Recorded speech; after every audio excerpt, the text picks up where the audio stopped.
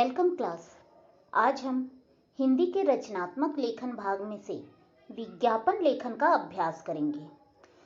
सबसे पहले हम देखेंगे विज्ञापन शब्द दो शब्दों से मिलकर बना है, वि और ज्ञापन। जहाँ पर वि का अर्थ होता है विशेष और ज्ञापन का अर्थ होता है सार्वजनिक सूचना। इस तरह विज्ञापन का अर्थ हुआ विशेष सूचना, यानी विज्ञापन एक ऐसा माध्यम है जो ग्राहकों को अपनी ओर आकर्षित करके वस्तु को बेचना या सेवा देने के लिए काम आता है। विज्ञापन लेखन की जब हम बात करें तो जब कोई भी कंपनी या कोई संस्था किसी वस्तु या किसी सेवा किसी सेवा से तात्पर्य जैसे कि किसी ने योगा की क्लासेस स्टार्ट करी या किसी ने पार्लर में क्लासेस स्टार्ट करी, तो इस तरीके से कोई सेवा के लिए भी हम विज्ञापन तैयार कर सकते हैं।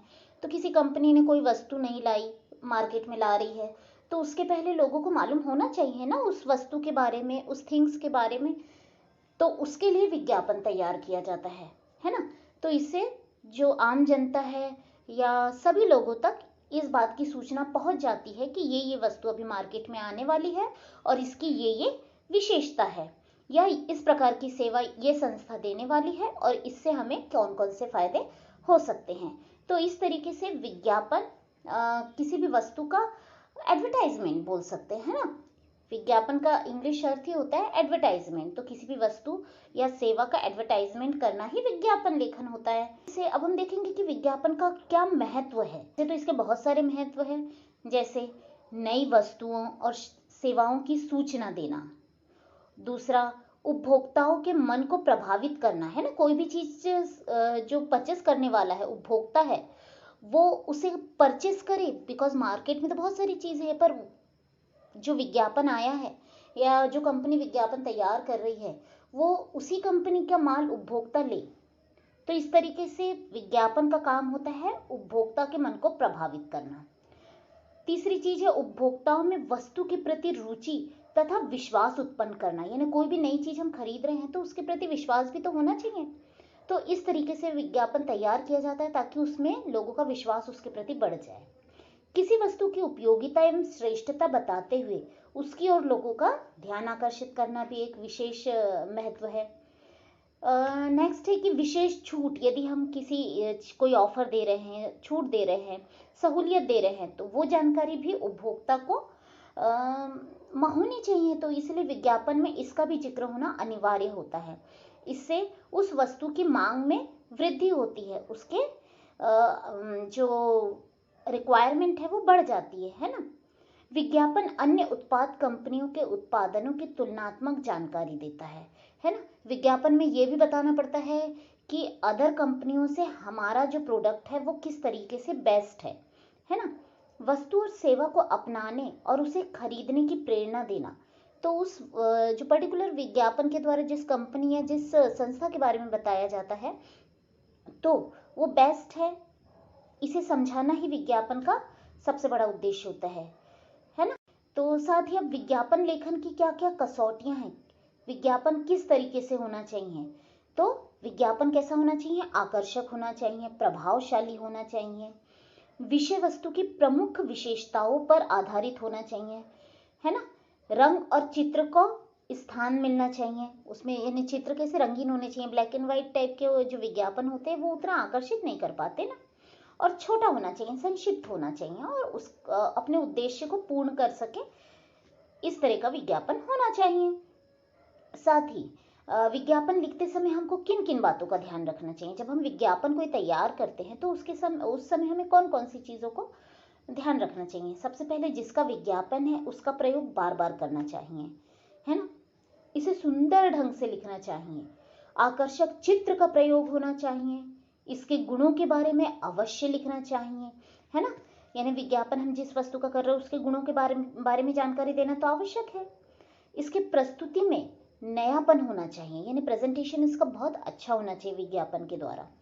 विज्ञापन का वर्तमान से जुड़ाव अवश्य होना चाहिए, यानी उस वर्तमान में जो चल रहा है उससे रिलेटेड प्रोडक्ट या उससे रिलेटेड जो भी सेवाएं हैं तो उसका तुलनात्मक विवरण भी विज्ञापन में होना चाहिए। और यह दूसरों से अलग होना चाहिए। विज्ञापन जो थोड़ा यूनिक होना चाहिए, दूसरों से अलग होना चाहिए, क्योंकि डेली अखबार में इतने सारे विज्ञापन होते हैं, लेकिन हम कुछ अलग विज्ञापनों पे हमारी नज़र अपने आप चली जाती है, तो दूसरों से अलग होना चाहिए, है ना।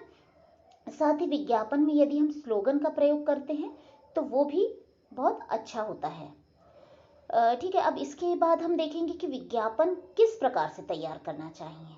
तो विज्ञापन तैयार करने के लिए सबसे पहले तो पेन और स्केल की सहायता से क्या करना चाहिए, एक बॉक्स बना लेना चाहिए, है ना। साइड में एक बॉक्स बना लेना चाहिए। बॉक्स बनाने के बाद विज्ञापन का शीर्षक या टाइटल हमें ऊपर लिखना चाहिए, और उसके पश्चात जो शीर्षक है या टाइटल है उसके नीचे ऊपर या उचित स्थान पर स्लोगन लिखना चाहिए, यानी उसके जो टाइटल लिखा होगा उसको ले करके एक उचित स्थान पर जो वस्तु है या सेवा है उससे रिलेटेड स्लोगन लिखना चाहिए, ताकि वो लोगों को और अधिक आकर्षित कर सके। स्लोगन लिखने के बाद विज्ञापन के गुण या विशेषताओं को बताएंगे, है ना।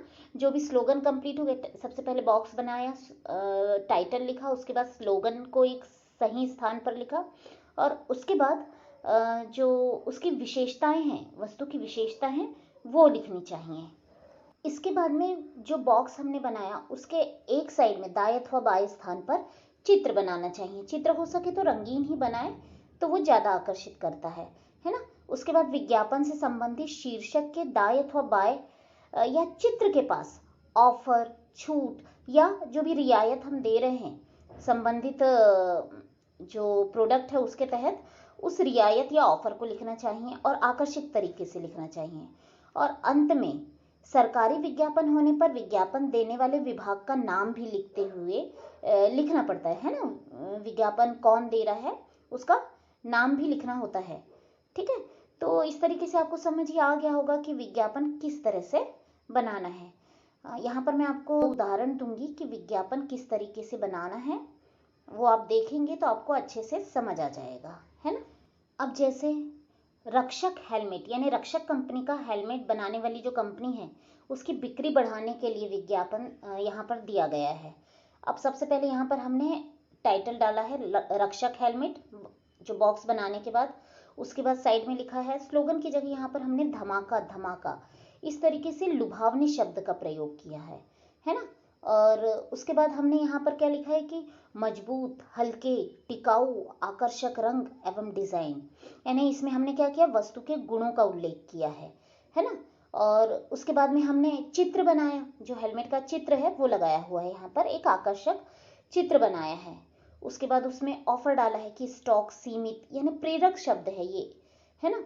उसके बाद उसकी रियायत का उल्लेख किया गया है कि 15% की छूट, तो इस तरीके से हमने रियायत का भी उल्लेख किया है। साथ ही हमने यहाँ पर एक वाक्य यूज किया है, आपके सिर का रखवाला रक्षक हेलमेट। तो ये एक प्रकार से तुकबंदी जैसे शब्दों का भी प्रयोग जो है विज्ञापन को और अधिक आकर्षक बनाता है। यदि हम स्लोगन नहीं लिखते तो इस तरीके के तुकबंदी शब्दों का प्रयोग हमको करना चाहिए, है ना। और फिर हमें कहाँ पर संपर्क करना है, किन से संपर्क करना है, वो नंबर हमें देना आवश्यक है। तो इस तरीके से इस विज्ञापन को देखकर आप समझ सकते हैं कि विज्ञापन लेखन किस तरीके का होना चाहिए। ओके, तो आप इसकी प्रैक्टिस कीजिए, आपको समझ आ जाएगा।